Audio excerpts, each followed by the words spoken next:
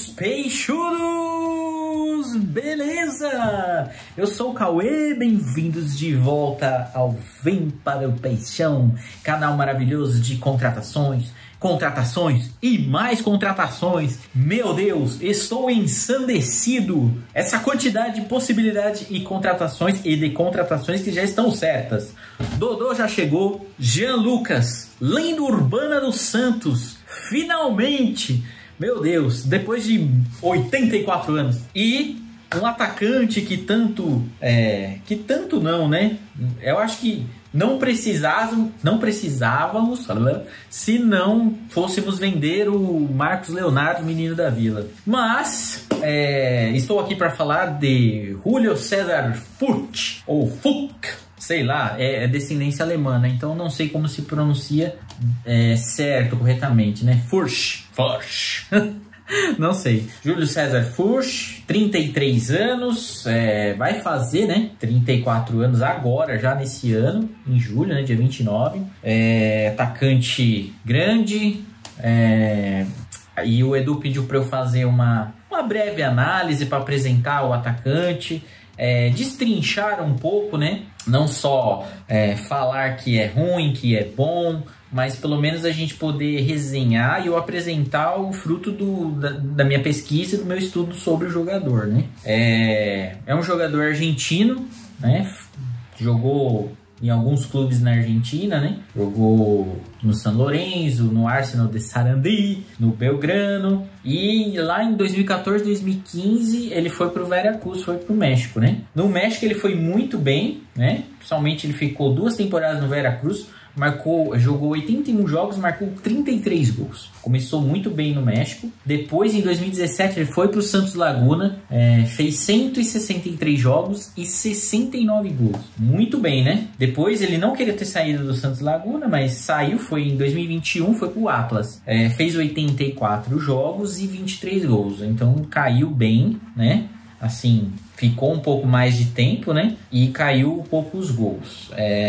Se a gente analisar somente números, principalmente nessa última temporada, a gente não vai se animar muito, porque a média dele de gols, assim, por jogos deu 0,17. É bem pouco, né? Se a gente for ver na última temporada, né? Por mais que o Atlas tenha sido campeão e tal, ele tenha jogado, ele não marcou tantos gols. Mas vendo lances dele, vendo o estilo de jogo dele, ele é um jogador muito interessante para o Santos. Principalmente, eu ia falar pelo preço, mas a gente ainda não sabe quanto o Santos pagou. Isso acende um pouquinho uma lâmpada assim de preocupação, cara, porque infelizmente eu acho que essa diretoria ela acaba fazendo contratações no desespero. Contratações que erradas ao meu ver, vi de William Maranhão e tantos outros aí nesses últimos 2, 3 anos, né? Então eu não sei quanto pagou para falar se é barato ou caro, né? Por exemplo, o Edu, a gente tava conversando sobre, ele me falou que o Santos vai pagar supostamente 600 mil reais de salário pro Dodô, e eu fiquei assim, what? O quê? Desculpa, ele era terceiro reserva. Óbvio, eu expliquei no outro vídeo, né? Por que ele era terceiro reserva? Mas, cara, 600 mil num cara que era terceira opção, era primeiro o Arana, depois o Rubens, né? O pessoal me corrigiu lá, agradeço quem comentou me corrigindo, não vou esquecer mais, tá? Então ele era a terceira opção, cara, com um salário desse, eu fiquei preocupado. E aí eu vejo o Santos negociando aí com o Bruno Henrique, também fico preocupado, porque é um jogador muito vitorioso, né? No Palmeiras, jogou no Corinthians, não sei. Se bem que, se pro Bruno Henrique vier, o Camacho não for jogar, pois pode vir, venha com gosto. Enfim, então nessa última temporada, o Furch não foi tão bem. Só que ele tem algumas características interessantes. Ele é muito alto, ele tem 1,89. Para atacante é uma estatura muito boa. Mas uma coisa, eu já vi muita análise de gente falando assim, principalmente no Twitter, que ele é ruim. Na última temporada ele não foi bom, que é atacante mais ou menos. Eu vou falar assim, Sim, se você analisar só a temporada, número de gols, né? E assistências. Aí você fala, pô, mas isso não é determinante para contratar o jogador? Depende. Você tem que levar muitas coisas em consideração para analisar desempenho. Momento do time, formação, tática. Muitas vezes o estilo de jogo daquele time não favorece as características do jogador. Imagine vocês se o Santos tivesse um time que jogasse bolas adequadas para o Marcos Leonardo finalizar. Esses números que ele tem hoje estaria pelo menos pelo quase o dobro, ou mais até. Imagina que o Marcos Leonardo tem um aproveitamento muito grande de finalização. Para você ver, poderíamos estar falando aí de, em vez de vender por 15 milhões de euros, que é eu acho um absurdo vender por esse valor, pelo menos uns 30, no mínimo.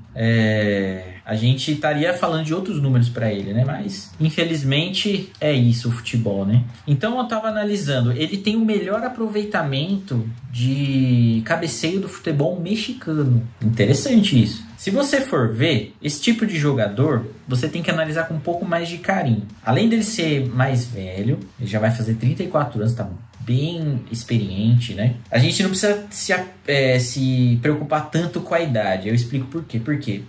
Porque as características do jogador, elas não necessitam de tanta velocidade. Ele é um atacante de imposição física, pivô. E ele ganha nos confrontos diretos. Tem aqui o SofaScore colocou aqui, ó. Ele fez 25 jogos em 2023, 6 gols e 2 assistências. 39 chutes, 18 no gol. 50% de conversão de chances claras. 27 passes decisivos. 105 duelos ganhos, né? 4,2 por jogo.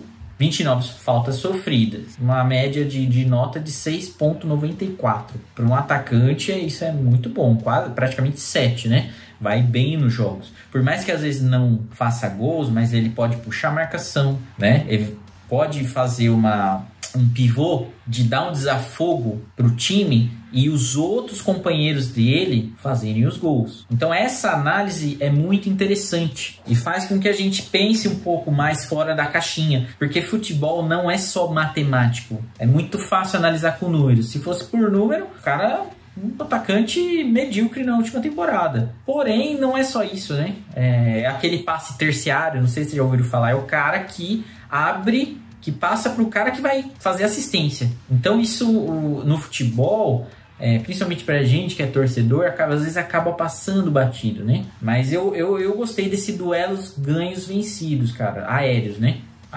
Por quê? É um jogador de mais força, então ele não precisa correr, ele não vai fazer ultrapassagens, mas ele vai segurar um zagueiro, 2 zagueiros, quem sabe? Ele vai escorar uma bola de cabeça. Então se você tem um meia rápido, se você tem um ponta rápido, um volante chegando numa infiltração, isso é muito interessante. É um jogador que vai dar opções táticas pro Santos, que a gente precisa. Sabe quem é o jogador que faz isso muito bem e que tem poucos gols na carreira, se for ver, mas ele é um jogador muito útil para time, cara? É o Daverson. O Daverson tem 1,87 de altura, cara. O Daverson não é um jogador que foi grande goleador. Por exemplo, no Palmeiras, ele fez 144 jogos e marcou 31 gols. Olha quanto tempo ele ficou no Palmeiras. Ficou 5 anos, cara, no Palmeiras. Foi emprestado algumas vezes, óbvio, mas, cara, olha que interessante. E é um cara que, tirando o estilo de jogo dele, que não me agrada, aquela provocação toda, eu não gosto, tá? Mas se você olhar o futebol dele, o trabalho que ele dá, a opção técnica, que às vezes não desafogo, porque às vezes você, dependendo da tática e do tempo que tá treinando o time, você não vai conseguir sair certinho todas as vezes jogando. Você vai dar um chutão. E às vezes esse chutão, por exemplo, no Marcos Leonardo, não dá certo, porque a característica dele não ajuda, né? Não é nem culpa do Marcos Leonardo, mas é da tática, que não vai... É implacável com um jogador com a característica dessa. Eu já vi muita gente falando que o Marcos Leonardo é lento, que o Marcos Leonardo... Ai, meu Deus... Mesmo com números, tá? Se você assiste o jogo, você vê como é sofrível. Ele tinha que muitas vezes se desvencilhar de 1 ou 2, ou brigar por uma bola para conseguir fazer os gols. E mesmo assim ainda tem números, cara.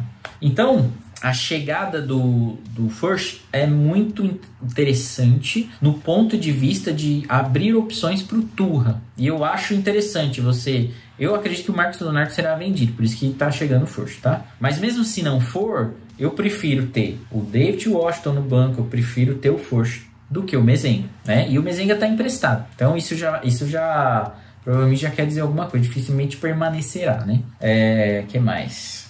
Tem outro jogador que chegou mais velho aqui no Brasil. A comparação é um pouco exagerada, mas é só para elencar aqui para vocês, que foi o Cano, né? Também argentino, chegou mais velho em 2020 para o Vasco e teve uma ascensão muito grande, né? Ele tinha grandes números pelo Independiente Medellín da Colômbia, né?